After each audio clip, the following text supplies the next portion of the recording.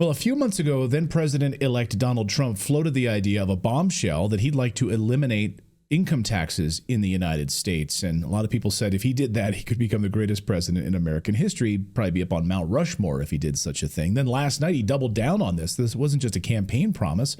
He mentioned last night that we need to return to a time when we used tariffs to enrich our country and ended income taxes after the Civil War, basically in the 1880s, the Gilded Age of America. Listen. America is going to be very rich again, and it's going to happen very quickly. It's time for the United States to return to the system that made us richer and more powerful than ever before. Do you know the United States in 1870 to 1913, all tariffs, and that was the richest period in the history of the United States, relatively speaking. In other words, relatively. And they set up the Great Tariff Commission of 1887, and this commission had one function: what to do with all the money that we took in. It was so enormous that they had no idea. It was a blue ribbon committee. It was set up 1887, and what to do with all of the money that we had. And again, Teddy Roosevelt was a beneficiary, because when McKinley was killed, he took over this vast sum of money, and he did all of those national parks and all of the other things. And I'm not knocking him, but he was given a vast amount of money, and that was all made through tariffs. We had no income tax. The income tax came in 1913. As I said in my speech last week, instead of taxing our citizens to enrich foreign nations, we should be tariffing and taxing foreign nations to enrich our citizens. Does that make sense, right?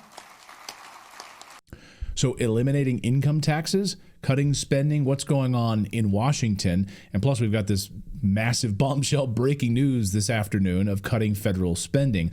Let's ask Dr. Preston Brashears, who has testified before Congress over the damage that Biden's Inflation Reduction Act would do to our country. He's a Heritage Foundation Tax Policy Research Fellow. Dr. Brashears, welcome to the show. Great to see you. Thank you so much for having me.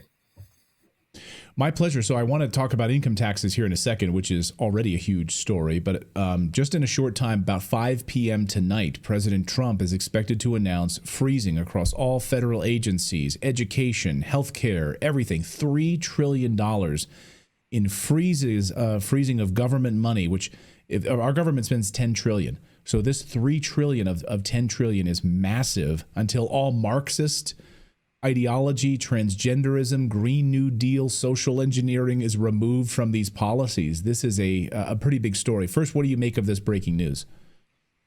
Well, I think I make of it that it means Donald Trump means business. He said that he was going to come in and make some serious changes. And one of the first things that we saw was day one with all those executive orders. It was you just go through the list, and there were tons of them devoted to rooting out DEI, CRT, all this stuff that had been put in there by the Biden administration. It was just DEI after DEI after DEI, and that's really what a big part of the last administration was about. Was just I think infiltrating so many parts of our federal government, state and local governments through grants with this DEI stuff that's been so toxic, I think, in a lot of ways. And I think it's great that he's showing that he means business. I'm not too worried about it from a budget and spending perspective, because we're in trouble there, and he needs to be serious about that as well. And so I applaud this decision.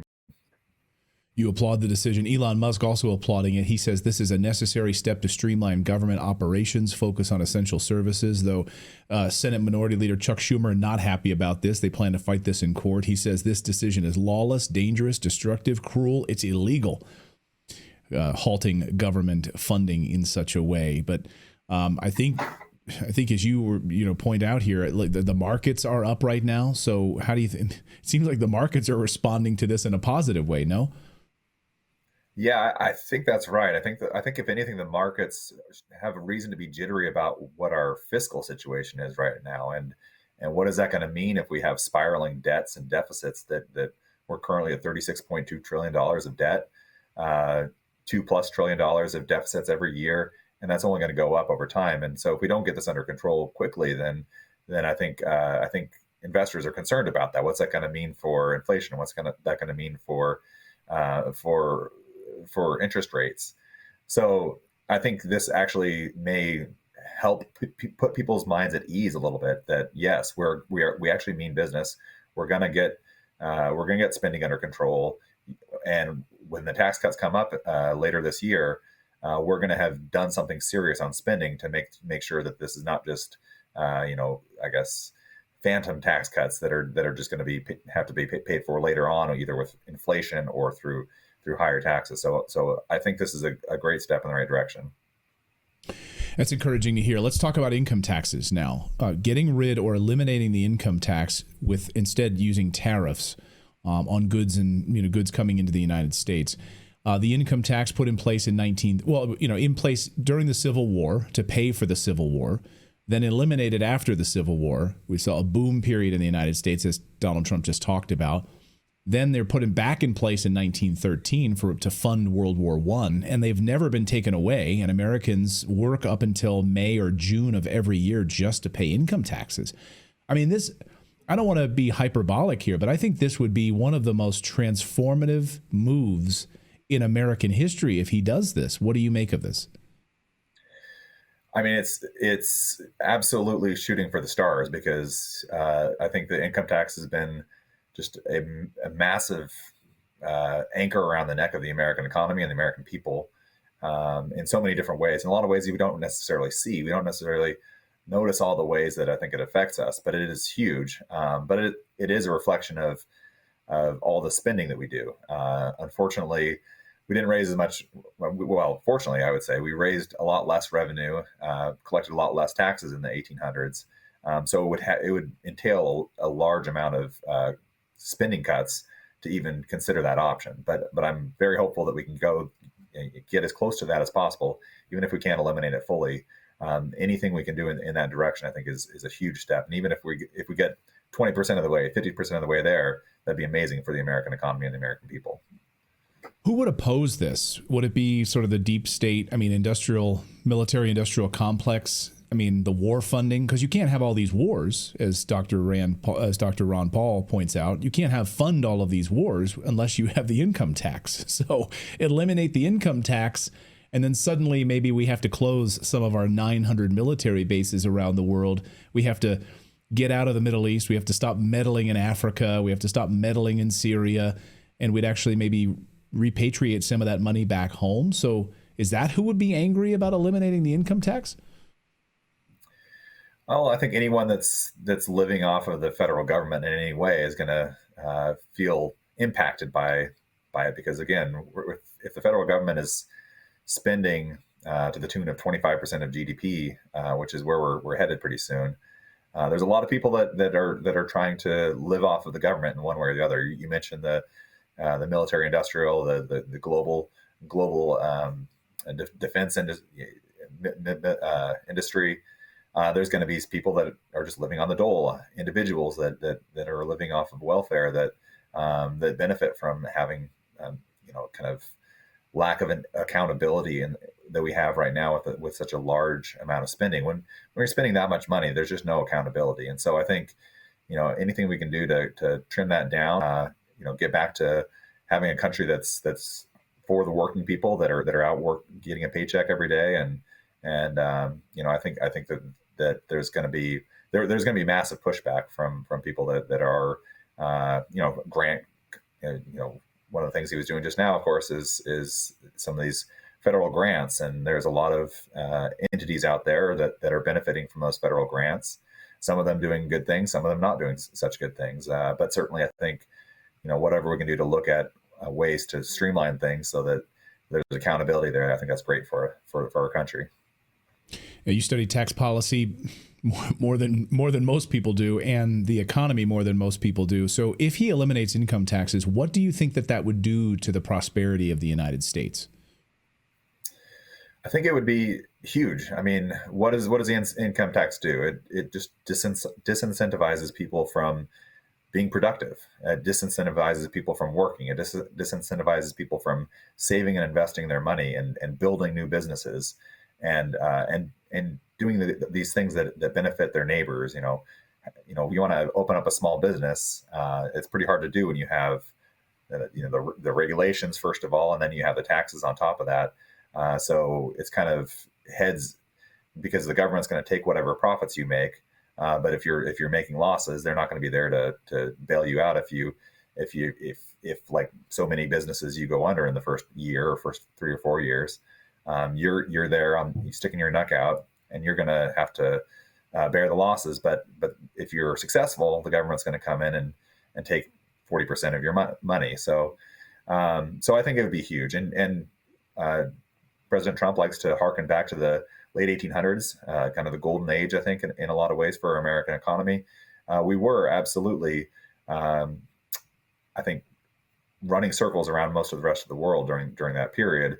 Not necessarily because tariffs are a wonderful thing. I don't like taxes at all. But if I'm going to choose between a situation where the federal government is collecting a little bit of money from tariffs versus a ton of money from federal income taxes, I think that's a pretty easy decision. That I'd prefer to go back to the era when we were taking a couple percent of GDP from tariffs and excise taxes versus something that just hampers people for being good, productive citizens. Well, I think we're at a really interesting moment. I mean, we're just like, 6 or 7, 8 days now into the Trump presidency, and we're hearing these major economic moves, sending shockwaves right now through all of the hogs that have just gotten so fat on all of this spending, the endless printing of money. I think this is amazing. I'll get you out of here on this, Doctor, which is on the Inflation Reduction Act and trying to undo and unwind what Biden tried to throw at the sort of the last minute, push out all of that money sort of out the door. Is Trump going to be able to unwind any of that spending that Biden pushed? I think so. Some of it he can do on his own, actually, because what happened with the Inflation Reduction Act that President Biden and his administration pushed was they passed a bill that supposedly had a couple $100 billion, $250 billion or so of spending on Green New Deal programs, tax credits for solar and wind and electric vehicles and everything else. Or that's what the CBO said. That's what JCT, the government scorekeepers, were saying. But when when some of the facts actually come out, what we come to find is that it was actually 4 or 5 times more expensive than what the government scorekeepers were saying.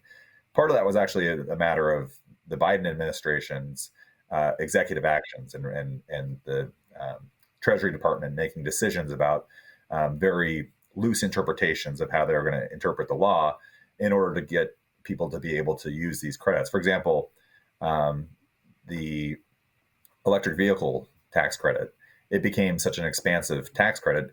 It originally was going to look very, very small in terms of the cost, because it looked like it was something that would only apply if you had a very strict, stuck within very strict guidelines in terms of domestic content for your batteries and the manufacturing and production of your vehicle. But what they did was they kind of switched it out, and there was this other credit that was in there, the commercial clean vehicle credit, which it sounded like it was something that's going to be for businesses. But they set it up so that if you're leasing a vehicle, they're going to count that as a commercial clean vehicle credit. So just by leasing it, that made it something that got around these rules, so that now you can use these credits for vehicles that are, getting a lot of their content from China or from wherever. And so that's just kind of something that was done through executive action and through the executive branch. And so some of this can actually be trimmed back.